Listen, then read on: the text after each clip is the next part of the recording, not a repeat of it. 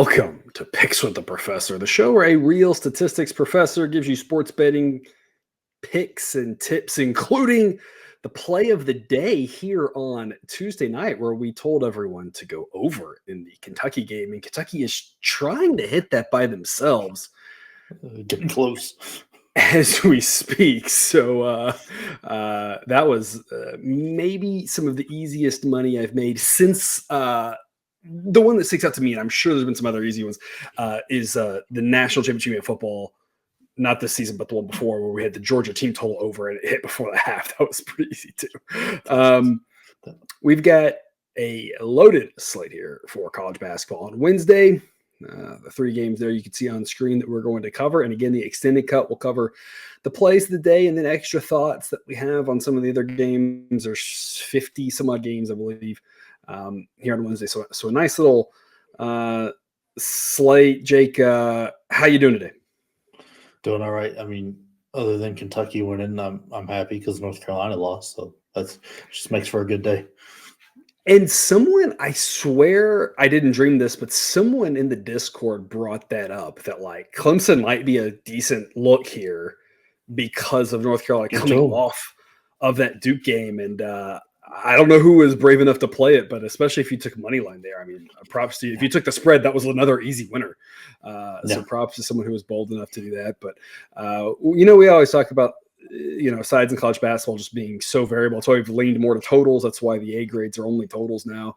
And those continue to rock and roll as of the plays of the day. So lots of good things here. We do have an A grade a total for you here on this show that just snuck into the A grade by the hair of its chinny chin. And that is exactly where we are going to start. And that is Wisconsin and Michigan, which is an A grade over 143.5. The model projects 149.5. So model thinks, in the 140s and in the 150s is pretty equally likely. We get all those winners in the 150s, of course, and we get winners in most of the 140s, or at least more 140s than not. But the upper 140s gives us a lot of value on this. Jake, we always talk about, and I don't want to, be a broken record here, but I do know there are new people coming every day who are finding us, and just want to make sure everyone knows what they're getting here. There are no locks in gambling. We are not trying to forecast exactly what will happen in one game. What we're trying to do is identify good prices and good numbers to bet, because in the long run, that is what's going to help us profit. We're not trying to get rich overnight. That generally does not work very well. And these are the types of plays that have done well for us all season. If you've been with us all season, you're looking at us going like, I know exactly what you two fools are going to say, which is we've been preaching Wisconsin better on offense than defense all year. We've been preaching that Michigan better on offense than defense all year. Wisconsin doesn't go at the fastest pace in the world, and they didn't go over on Sunday. They don't go over in every game, but these are still two teams that go over more times than not. And I think the books haven't caught up. If the books have been pricing these two teams' totals where Sideline has about 5-ish points higher than they've been, you'd be 50-50 on it. And the books probably know this. I don't think they're stupid. I think they don't care, because the way they're getting their money in, they're perfectly happy. So I think the market, as we often talk about, is not nearly as efficient as many people would like you to believe. There's not data to back up that it's that efficient. And this just continue to be the cases where if these numbers were priced higher in these situations that we continue to identify all season, they'd be 50-50 the over-under. We would be kind of bouncing all around, not playing a lot of them. As it is, we kind of just keep hammering some of these overs, and we don't win them all, but we win more than we lose. Get another one here, over 143.5, A grade pick. Jake, tell us more. Look, this is a perfect matchup for an over, because Michigan, as bad as they are, and they are bad. Even the less bad version of Michigan at home is still pretty bad. Yes, this is the less bad version, which is still not good. Yeah, as we saw this weekend. The one thing they do well is they shoot the 3 ball. They're hitting around 37% as a team. They shoot a ton of them. Wisconsin's defense designed to make you shoot the 3 ball. They've been I don't know how much they have control of this, but their opponents are hitting about 35-36% from 3.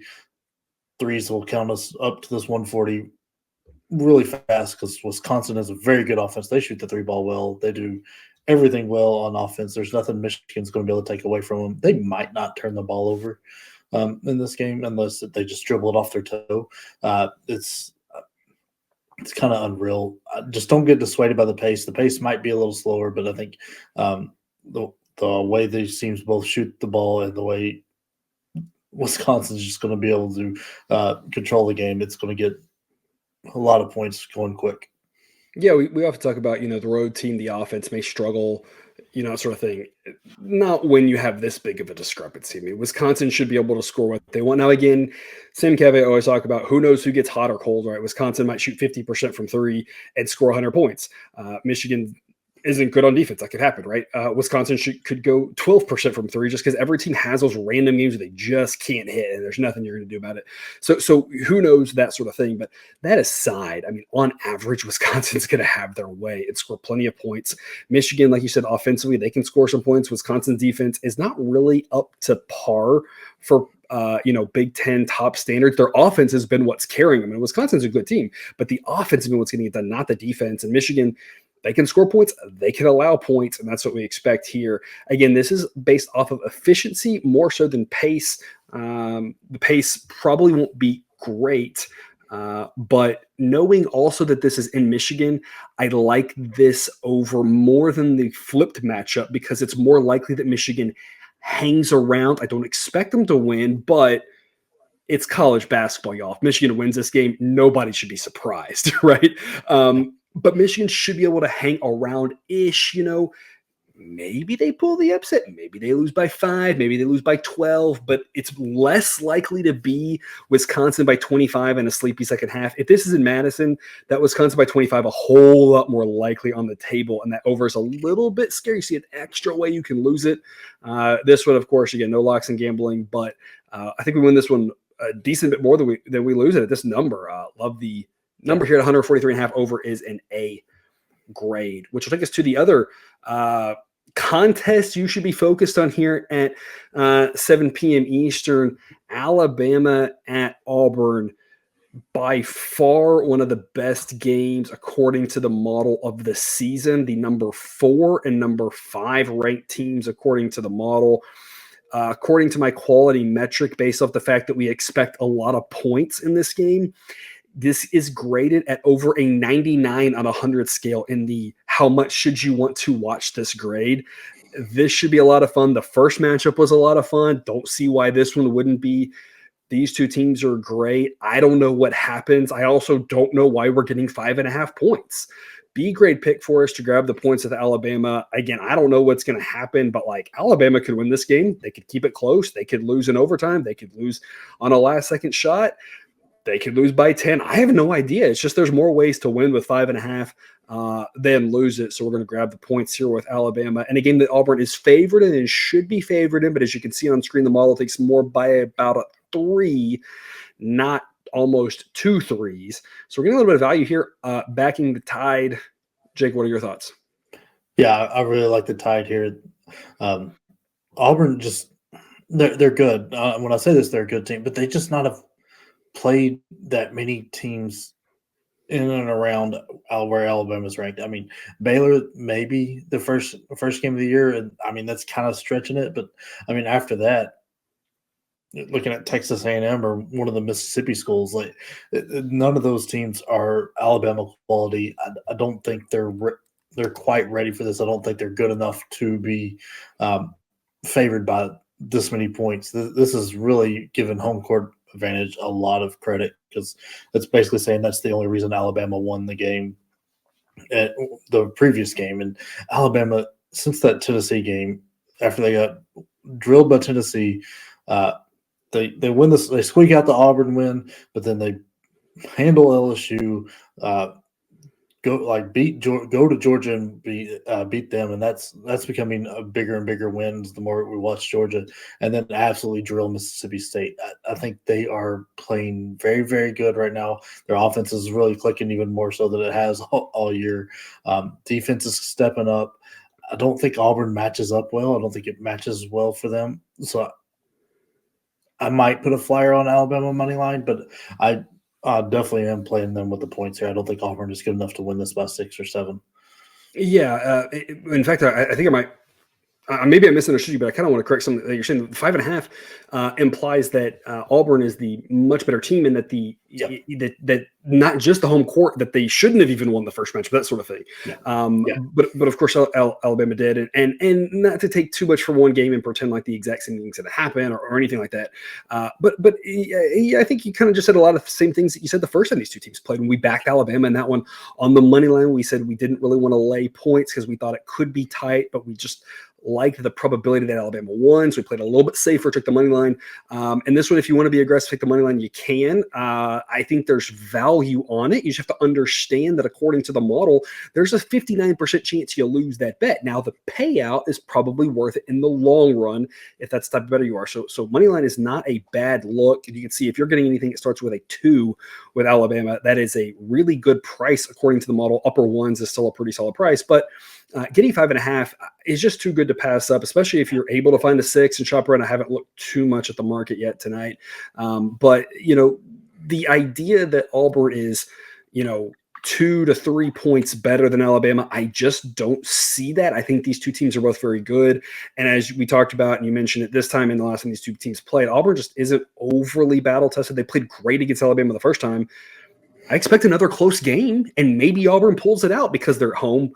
But there's 5 numbers there where they can pull it out, and they can still get the win, and we can get the win. So we're going to grab 5.5 points. You can see here on screen, this is all of the goodies that you get if you're with us over on Dub Club.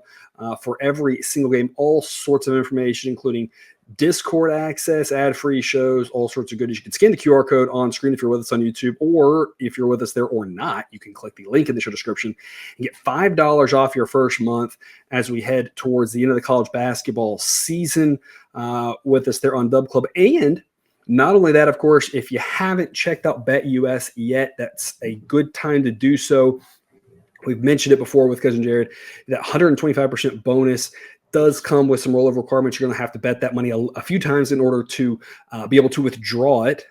It's not, unfortunately, they aren't giving so much that they're going to let you just come and make one bet and then just take all the money. You have to play it a few times. College basketball season is the perfect time to do that here. And so if you have not checked BetUS out yet, that link is in the show description. Click that link. That just gives them a little click that you saw us here, keeps them happy with us happy with them, us happy with you happy with us. Everyone's happy with everyone. Yeah. And so we appreciate you checking them out. And again, as always, just a quick little video. If you haven't seen it yet, again, if you have, it's okay. It's like, it'll be done before you even know it. BetUS, America's favorite sports book, where you can bet on everything anytime. Sportsbook, live betting, and casino. To celebrate 30 years in business, we have the best bonuses in the industry. Get a 125% sign-up bonus and up to 30 risk-free bets. So what are you waiting for? Join now. BetUS, where the game begins. And that'll wrap us up with Nebraska and Northwestern, a late game here. Northwestern and Nebraska are two teams that profile very similarly. Northwestern plays a lot slower. Otherwise, that's kind of the only difference. These are two teams that are good on offense. I don't know. I kind of feel like it's the first Big Ten game that we talked about, and we're just saying the same stuff. We're going to go over again. This one's only a B grade for a couple of reasons. Number one, we are getting half a point better of a price, but the model projects 2 points less in this game. The model thinks that being in the upper 140s is more likely, whereas in the earlier game, getting into the 150s is a little bit more likely. Just from a probability standpoint, we think we win this one a little bit less than the first one. But as I mentioned to our people over on Dub Club, I mentioned it there in the post, I mentioned on Discord, been parsing out the totals just to help us narrow down fewer plays for Saturday. It's been something I've talked about all season. It's a very unique challenge to me as someone trying to help everyone figure out how to make the best bets possible. And so with that being said, this is a pick that would have been potentially an A grade at any given point earlier in the season, but in trying to minimize and not have 50 A grades on a Saturday, it falls into a B grade. But the B grades are still, for totals, what we've done lately, I feel relatively confident in them. Aside from those couple random scenarios where I look at a B grade total, I'm like, I'm not brave enough to do that. But this one, I'm absolutely brave enough to. Nebraska's been really good to us on the over. We're going to go over 143. B grade pick. Jake, what are your thoughts on it? Look, Northwestern does not get enough credit outside Boo Buie for how good of shooters they are. I mean, Ryan Langborg and Ty Berry are absolutely hot. They have they're both shooting above 40% on the year, and they're not quiet about it. They're both over 100 attempts this year. I mean, Ty Berry's got 123 and making 53 of them. It's just they are a very, very good shooting team. We know what Nebraska can do. You saw when they beat Purdue and they beat a couple of these teams, they went unconscious from beyond the arc and just hit everything. There should just be a ton of points in this game with how these teams like to shoot the ball. I know Northwestern likes to slow it down, but they are so efficient on offense. It's unreal. They're normally a defense. Yeah. I was going to say they're normally a defensive team, physical, beat you up, slow it down, and win that way. Not this year. They still want to slow it down because, I don't know, they just don't like to see big numbers on the scoreboard apparently. But their offense is good enough to do it. Their defense is good enough to let Nebraska hang around. Their defense gets a little bit aggressive and forces turnovers. Nebraska's not super turnover heavy, but they're not turnover heavy. So I think there's going to be some easy buckets for Northwestern that way. That's going to give a little pace to this game. Nebraska likes to move the ball a bit, especially if the threes start dropping. I mean, those three guards they've got with Williams, Maston, Tominaga, they can get hot, or one of them can get hot and just goes nuts, and this game hits over. Kind of like the Kentucky game before the last media timeout. I want to relate this one back to that first one because all those same points I said there are valid here about the market just not catching up. And if they would have placed the totals where we've been placing them all season, it'd be 50-50 to the over-under. Instead, we've just been kind of like going over on like almost all of these games with these four teams involved and winning way more than losing. Very good ROI on it. The first game, the Wisconsin-Michigan, those two teams, according to covers.com, combined 27-17 of the over. That's fairly profitable. If anybody could take 44 bets and win 27 of them at minus 110, I mean, sign me up for that every day of the week and twice on Sunday. 27-17 is good. Nebraska and Northwestern, 31-14. I don't understand what is happening. It goes back to what I've long said. The market, people like to think the market's efficient. There are various reasons why people float that theory. I don't think it started off with bad intentions. I think there's a lot of people that use it with bad intentions. The market is not efficient. If it was efficient, these totals between some of these teams would be moving more aggressive, but the market still continues to bet these teams under. And in some of these cases, we see so much money driving the total down and producing closing line value that goes the other direction, which is yet another reminder about how meaningless that number is. It used to mean something 10 years ago. It doesn't today. And you continue to see that night in and night out because people are still betting these teams under. That doesn't mean they don't win sometimes. It just means they're not winning a lot. They're losing way more than they're winning. I like to be on the other side of this. We've been identifying these better offenses, weaker defenses in these bigger conferences going over all season long. And I don't see any reason to stop here. Jake, you outlined the X's and O's, outlined the other reasons. Hopefully that's good enough to convince you why this is a B grade that's worth being in your Wednesday night portfolio. And folks, we do play unders. The total of the day here for Wednesday is an under. So we got some of that as well. If you want to stick around and catch that, you need the exclusive link that's available to our members on Dub Club. Again, sign up, link in the show description. Get $5 off your first month. You can hear us talk more basketball, get the plays of the day, all sorts of goodies, including the hockey model that has now been released for the second day in a row. And looking pretty good. So, there's some encouraging signs there. And people with us on Dub Club would say I'm 100% downplaying that. And I am downplaying because I don't want to run to the mountaintops and scream success after just a couple of days yet. But so far, so good. So it's been nice. Yeah, we're cautiously optimistic about it. Jake, any parting words for the viewer before we take a quick reprieve and then jump back into more college basketball? I mean, that hockey model is exactly why you want to be part of the Discord because they've been screaming for it forever on there, and now it's happening. And now it seems to be starting off good. Then it's nice to be on the first edge of that and really take advantage for a guy who doesn't totally understand hockey enough to bet it. So I'm playing exactly whatever's being told to me on that. I mean, yes, the people demanded hockey, and we are doing hockey. We're not doing pickleball, so we can you can request that one all you want, but we're drawing the line somewhere. But yes, all sorts of benefits over on Dub Club. Check that out if you haven't yet. Otherwise, though, again, if we don't see you after the video, we will see you here in 24 hours.